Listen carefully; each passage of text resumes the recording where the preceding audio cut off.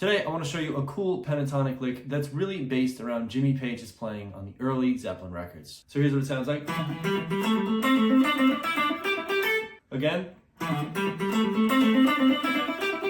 Now, before we get started learning the lick, my name is Chris Amadeo. I've been a private instructor for over a decade now, and my goal is to share clear and concise lessons with the guitar community. Today, we're going to be looking at a lick that's based around the key of A minor, the A minor pentatonic scale, and it's a very simple pattern, but these patterns are really useful to help with muscle memory, building picking speed, and working on strumming and fretting hand synchronization. So let me play it really slow for you so you can kind of see what my hands are doing, and then we'll talk about the pattern.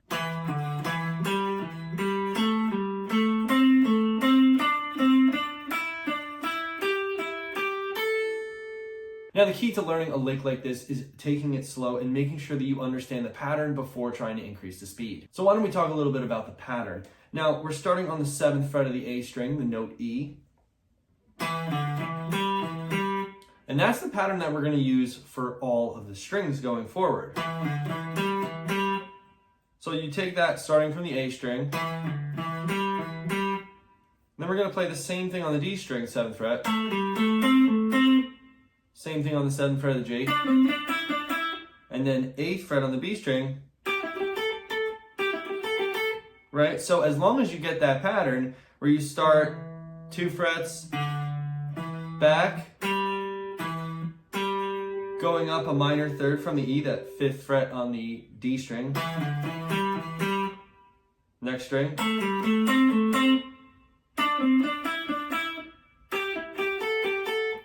Now, the reason why I'm not saying the numbers and saying exactly what I'm doing is because I want you to use your eyes and your ears to just kind of see what my fingers are doing and try to replicate that. So this is actually a really common approach to pentatonic scale and lead guitar in general, and it's very easy for us once you know the pentatonic scale how to create patterns like this.